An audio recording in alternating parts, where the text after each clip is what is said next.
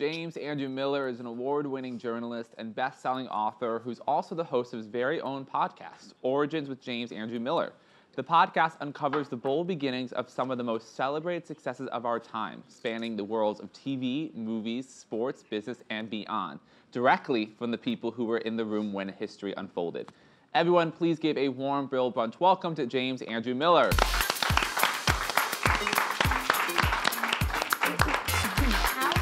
Go to that children. All right, nice to meet you. Lucas. Nice to meet you. I'm Allie. Hey, hi. Thanks for having me. Hey, nice to meet you. How are you? I love Good, your how are you? glasses. Oh, thanks. Somebody just told me that it matches my sweater. I'm colorblind. Oh, So I had no idea it matches that was perfectly. going on. Well, then I planned it. Jim, I'm so happy you are here because I'm an avid podcast listener, and I just heard an ad of your podcast from one of my favorite podcasts. I was like, I got to check this out. So the fact you're here, we get to talk about it. It's great cool. for me. But can you tell us a little bit about the podcast? Yeah, I mean, the podcast is based on my belief that good news travels slow. So basically what we do in the stories is we just trace the pedigree of something that is really successful, but we talk about how it started. And so did Curb Your Enthusiasm and Sex and the City, Alabama football. We just did the beginnings of Saturday Night Live, season 44. So went with the cast and over the summer and hung out and talked about what the plans were for the new season.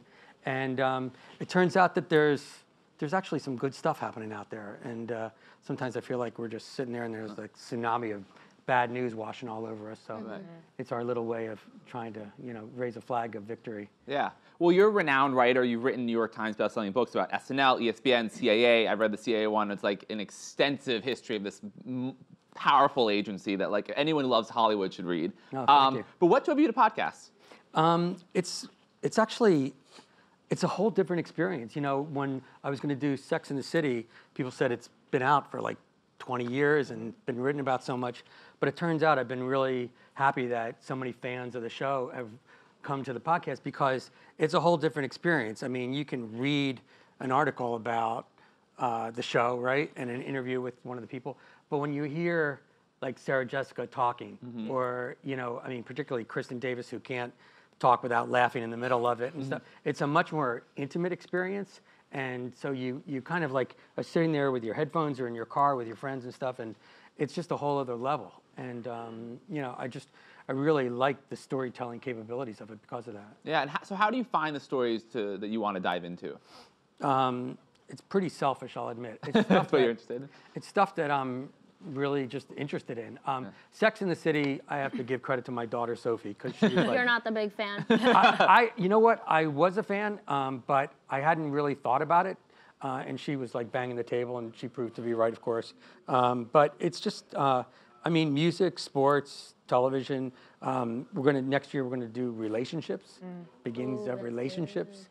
And, it's kind of like, I don't know if any of you remember the game Chutes and Ladders. Yeah. And you like there's some, Larry David was describing with Curb Your Enthusiasm, you take a couple of things that turn out really well, and then you're going along, and then all of a sudden you hit this big pothole, and you fall down, and how do people get up, and how do they rescue themselves, and what are those delicious little moments that you think, oh crap, if that hadn't happened, we would have never been able to make this, or, this wouldn't have happened. Cynthia Nixon was talking about when she was cast for Sex and the City, she was about to take another part. Wow. And her manager was calling every single day saying, you got to pick her, and they weren't ready. And it was like the threat of her taking another part that convinced them to take Cynthia. Wow. And I don't know, I can't imagine that show without Cynthia Nixon. Yeah, that part almost went to Kate Winslet. It's crazy.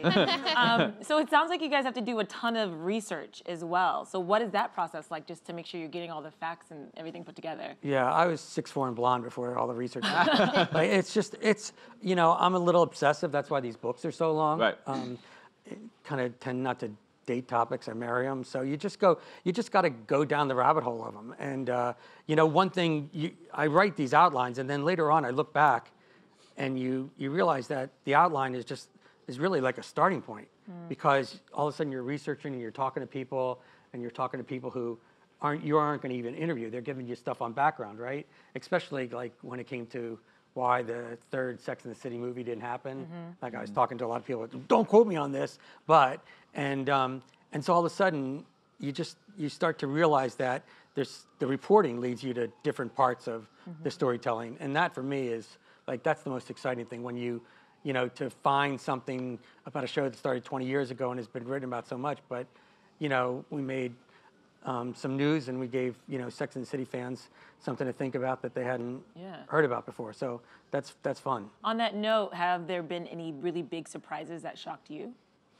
Well, I mean, look, I think that, you know, when found out that if the Sex and the City third movie was going on, they were going to kill off Mr. Big.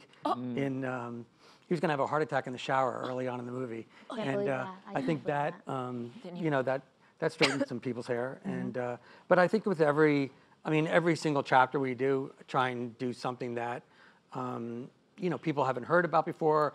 And so it's another level of storytelling. That story in particular about Mr. Big, you know, dying in the third movie caused a lot of headlines. And I think it, to some extent, alters fans' perceptions of, like, the show that they love. They're thinking, like, oh, that's what would have happened? Yeah. Like, how does it feel to have been, you know, a vehicle for that information and sort of influence the culture in that way? Well, I'm Jewish, so I feel guilty about it. I'm with you. I mean, look, I think that, you know, Michael Patrick King, who wrote the movie and who wrote most of Sex and the City, he's utterly brilliant. I mean, and he's so good in this podcast because you hear him talking and the guy speaks without an or an and or any kind of hesitation. I mean, he's so lucid and so thoughtful. And I think that one of the things that he was just trying to broaden the whole arena, I believe. And, you know, obviously with Big out of it, it gives the four women much more of an opportunity to find each other again and learn from that. And Carrie's obviously got a big storyline with that as well. So I guess that was the big part. The other part was just for so many years, the show, fans of the show had thought that these four women really got along together, and then the first two movies, and then Kim bowed out of the third, and all of a sudden people were throwing erasers at the chalkboard, and cats and dogs were sleeping together. It was, I think that part in particular was tough for fans because they always felt like all four of the women, you know, really got along. And by the way, it's much harder when it's four actresses. I mean, if you were going to do like Goodfellas again or something like that, and it was a bunch of guys, I don't think the press would be all over it the way that. I mean, it's a much higher burden for women in that situation. Yeah, right. If one of the women backs out, we're like, you hate her. Right. Yeah. And all the editors are like, cat fight at 12 o'clock. Yeah. You know, right. So. And you touched upon this earlier. You know, maybe someone says something to you and they're like, oh, I don't want to, I just wish I didn't say that. Is there something that's like, does that happen often, that someone says something and they're like, okay, I don't want this in the podcast? Yeah, I mean, sure. And it happens in the books too.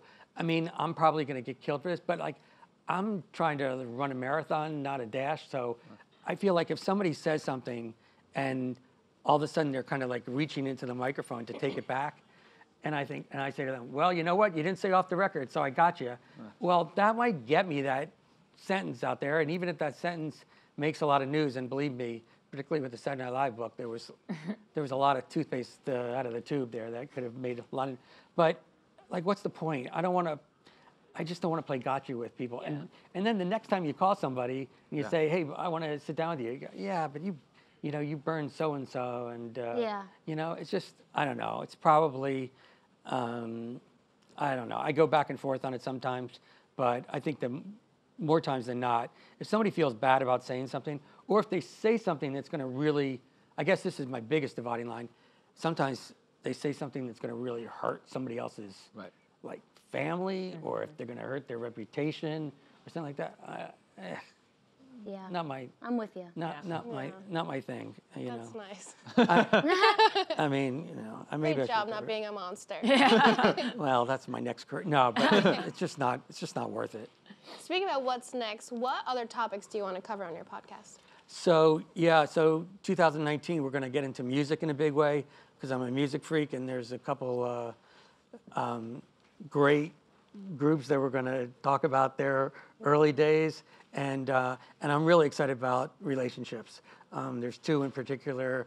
I don't mean to be a tease, but there's two in particular that we're going to do, and they're both very high visible celebrity couples. And it turns out, you know, I mean, just because they're celebrities, it doesn't mean love is easy, right? Right. Love is probably a lot harder because if we're dating somebody, we don't have like 700 paparazzi waiting outside our house or, you know, to start rumors. And the idea that these people meet and they meet under this big spotlight and everything they do and everywhere they go is dissected a million times. And then all of a sudden, one person's career takes off and the other one's goes down. Like, how do you, what's that like? I mean, and by the way, one of them, it's a complete reversal. When they got together, you know, he was like this and she was like this, and then all of a sudden, and you know, and they got married, and in the course of this, they're like this. It's like, I mean, that's a tricky thing to handle for anybody. Yeah, you are a tease because now you're talking now about that, specific. now that who's this? At first I couple? thought Chris Pratt, not Yeah. Ferris, and Now I I'm was like, thinking no. Demi Moore, Ashton Kutcher. Yeah, there's so many couples we could choose from. But she got, okay, now Yeah, we're now thinking about it's- who. When he first married her. Right. Well, we can't wait to listen to that. And Jim, thank you so much for joining us. Thank you for having me.